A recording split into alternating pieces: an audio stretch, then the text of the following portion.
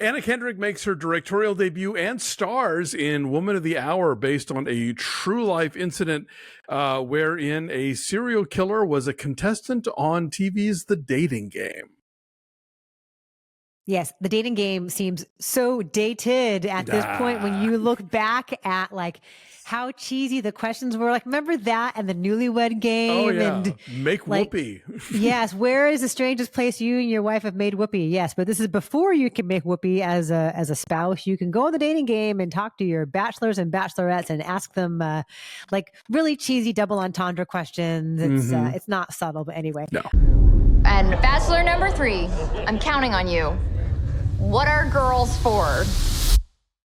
Anna Kendrick makes her directorial debut and she stars in this, and it's on Netflix now. It's been out there for a little while, so you can catch up with it, and hopefully you will.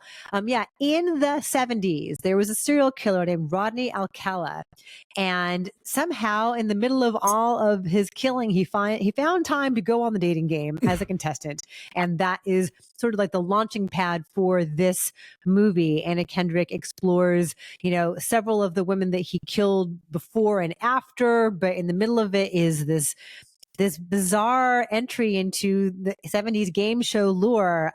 Tony Hale is the game show host, and Anna Kendrick stars as Cheryl, who was a woman who was a contestant on The Dating Game. She was the bachelorette looking for love, kinda, not really. Actually, she was an aspiring actress and not getting a whole lot of traction in LA and looking to build up her reel. Yeah, and going auditions. Like the whole audition process, they depict in such horrifyingly depressing fashion, just how people don't even bother to look at you, or there's the objectification of it all. So yeah, that moment I think says a lot about how women are treated in general in this movie, in terms of in the 1970s, where there's like an invisibility mixed with always feeling like potential prey. Right. You're being preyed upon or just objectified in some capacity. And so she goes on The Dating Game because she figures, like Sally Field did it and it helped get her some notice. So why not? I'm not doing anything. If it doesn't work out, I can leave LA. And I love the way this film is structured. And I love the way, like, what she shows us and what she doesn't, and where she puts the camera for all of these different attacks, because we don't start with her. She's not the first person that we meet along the way. We meet one of Rodney Alcala's other victims, or victims, period.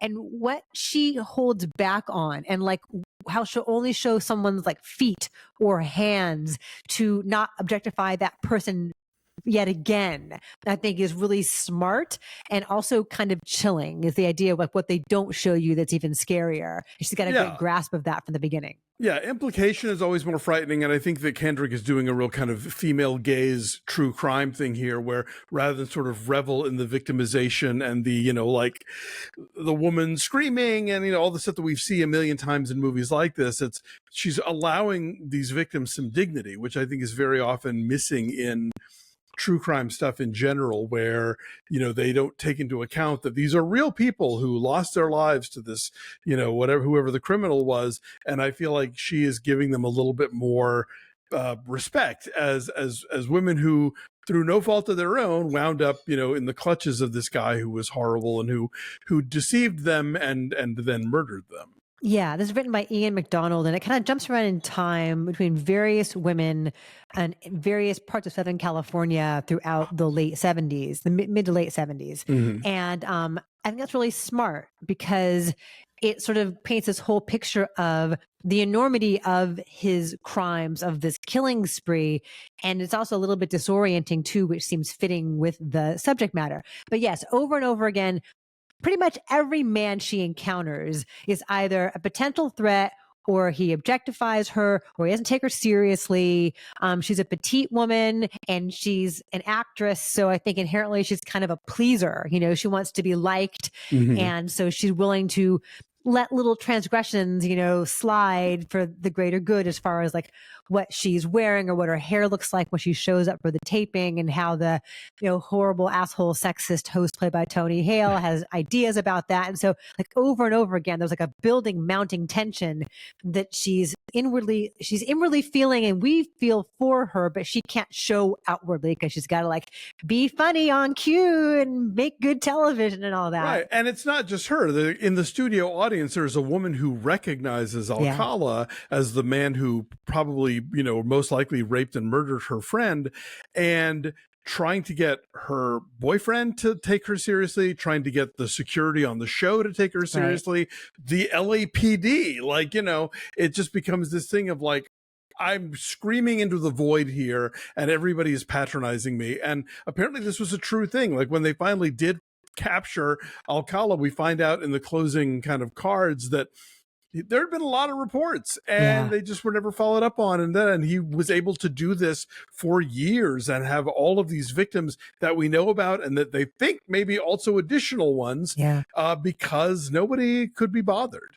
Yeah. And as portrayed by Daniel Zovatto, at least, he's very charming, as serial killers can be. Like in a sociopathic kind of way. Right. Ted Bundy, like charming and charismatic, and like that's who lures you in, not the guy who looks like a serial killer, but someone who's like handsome, and he's a photographer, so he knows how to flatter these women. He also seemed to have an uncanny knack for finding women who were vulnerable, whether they are just coming out of a relationship or they're a runaway. So they need some security, and he is there to sweep them away and compliment them and make them feel beautiful and safe. And so like the sociopathic cunning of that is quite chilling. And Daniel Zovatto is very good in this. And why not go on the dating game then? Because ostensibly, what kind of woman would go on that show would be somebody who is putting herself out there and is being vulnerable. So that would be catnip for him.